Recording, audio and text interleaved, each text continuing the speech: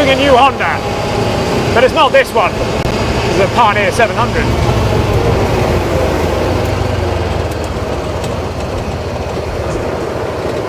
I'm not reviewing the spookily clever Honda Mimo lawnmower either. It works out a mowing schedule based on the weather forecast apparently. Nor am I about to go bobbing about in a Honwave. No, not even a Honda deck chair. Sun's gone in for a start. This is a bit like a sort of a rubbish version of that Honda advert, The Impossible Dream, isn't it? You know, where the 70s chap sort of goes around and does all the Formula 1 cars and stuff.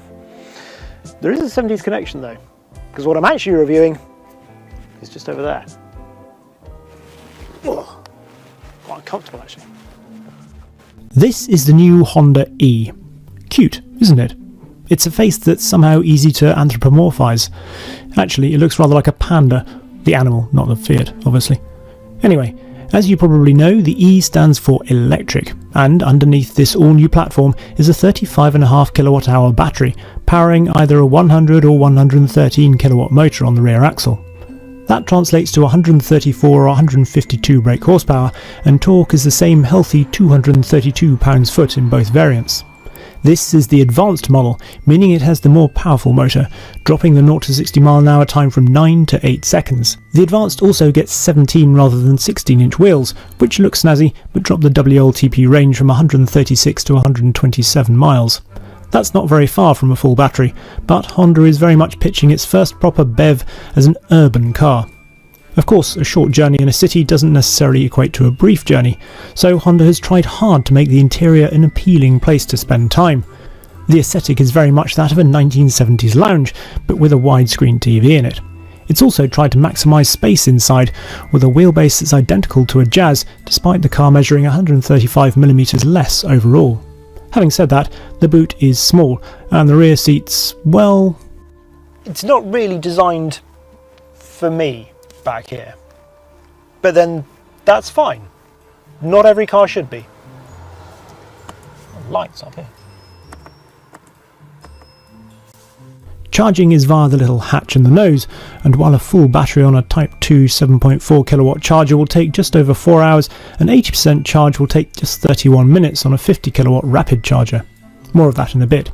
For now, let's turn it on, listen to the welcome jingle, and then press D for drive. It is not a light car this, it's over 1500 kilos, but because all the weight is low down because of the battery pack, and it's a weight distribution of 50-50 spread evenly between the axles, so the handling is actually pretty neat. Being rear wheel drive, it will of course do massive oversteer, no way. Right, it might do in the wet actually, it might be surprisingly nippy, because it feels quite nice to handle, and it's got Michelin Pilot Sport 4 tyres on it, which is, it's not an eco tyre. One of the reasons for it being rear wheel drive is it means you can get more loft for the front wheels, 50 degrees. Look at that, straight round. Has a turning circle of 9.6 metres, which is, London taxi's about just under 8, so this is pretty good. It suits its urban character. As does the way it sprints away from a standstill and up to about 30 miles an hour, particularly if you engage sport mode to sharpen the throttle response. The 0 to 60 time is not particularly quick, but it feels nippy enough for this. The ride is also really quite good. You've got McPherson struts all round, and it feels quite sort of calm, pretty smooth. Certainly soaks up the bigger impact really well. In fact, it's so quiet and refined inside that it feels a bit like a big luxury saloon in a super mini body. It's pretty much the opposite of my Clio 182 really. Whether that's a good or bad thing probably depends on your mood. Now, one of the things I do like about EVs is the ability for the one pedal driving. So if you press this button here, it turns it on, and then even better, I can adjust the regen via the paddles on the back of the wheel. So you just need to think of it as being like the paddles in an internal combustion engine car. So if you're coming up to a corner and you want to increase the engine braking, you press the down paddle, so you're going down the gears. As standard in every Honda E, you get these little cameras in the place of wing mirrors, which means you've got screens just here. Now, I'm not used to using screens like this. They seem to work pretty well. I haven't found them too perplexing. The only thing is when I was reversing earlier on through a relatively narrow gap, and it did feel a bit odd looking at the screen, just trying to judge it. I perhaps didn't trust it as I would a normal mirror. But in everyday driving, pretty good. And you can also make them extremely wide angle just at the edge to take away any blind spots, which is good. The reason for having cameras is, of course, to keep the width down and improve aerodynamics, thereby helping eke out more range from the batteries. That is a big car to be coming down here. Had we had wing mirrors, we'd probably lost them at that point. And while we're on the subject of mirrors, one of the things you get with the Advanced is this: a camera for your rear view mirror. But it's not really very nice. I didn't like the one in the new Defender either, and it's kind of I don't know, it's wrong. Your eyes don't adjust that quickly. It's just, no. Some situations, probably, yeah, but by and large, no, thanks. Another thing you get with the Advanced model is a 3-pin socket to go with the HDMI port. Why, you might ask? Well, because when you're charging up, you can play Super Nintendo. Always Yoshi.